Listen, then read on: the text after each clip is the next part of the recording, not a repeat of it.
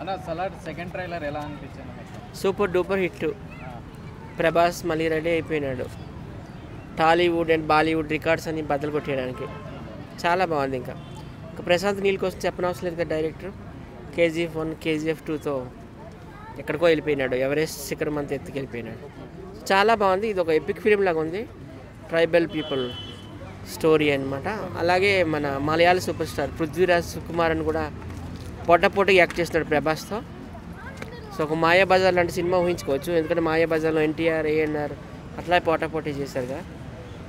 So చాలా బాగుంటుందని అనుకుంటున్నాను. ఫ్రెండ్స్ కాస్త బద్ధశత్రువులుగా మారితే అనే కాన్సెప్ట్ ఎలా ఉంటుందని స్టోరీ నాకు పూర్తిగా తెలియదు.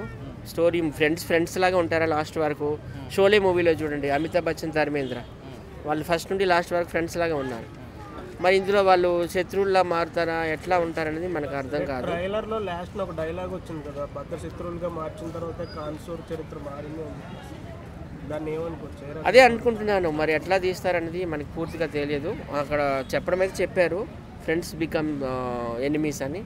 సో సినిమా వచ్చినంత వరకు మనం వెయిట్ చేయాల్సిందే.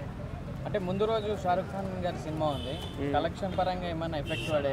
ఏం కాదు, ఎప్పుడు బాలీవుడ్ రికార్డులు అన్నీ బద్దలు కొట్టే మన టాలీవుడ్ మన సౌత్ సినిమాలే. ఎందుకంటే ఒక KGF తీసుకోండి, కాంతారా తీసుకోండి, బాహుబలి తీసుకోండి, RRR తీసుకోండి. ఒకప్పుడు భయపడేటే వాళ్ళము బాలీవుడ్ గారు. ఇప్పుడు బాలీవుడే భయపడుతుంది సౌత్ సినిమాని చూసి.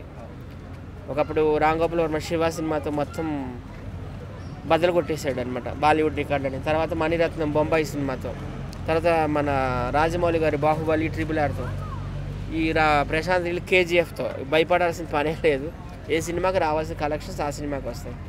మనం ఇప్పుడు ఇండియాలో అత్యధిక కలెక్షన్స్ సృష్టించిన సినిమాలు చూసుకుంటే ఫస్ట్ ప్లేస్లో మనమే వస్తున్నాయి ఎక్కువగా. బాహుబలి కావచ్చు, RRR కావచ్చు, KGF కావచ్చు. మనది ఎక్కువ పర్సంటేజ్ ఉంది. మన 60 to 70 ఉంటే వాళ్ళు 30% ఉంది. సో అట్లాంటి భయం ఏమీ లేదు. ప్రభాస్ని అభిమానించే వాళ్ళు మొత్తం దేశవ్యాప్తంగా కాదు ప్రపంచవ్యాప్తంగా NRIలు కూడా ఉన్నారు. ఆయన చాలా మంచి వ్యక్తి. సో ఈ సినిమా సూపర్ డూపర్ హిట్ అవ్వాలని మనస్ఫూర్తిగా కోరుకుంటున్నాను.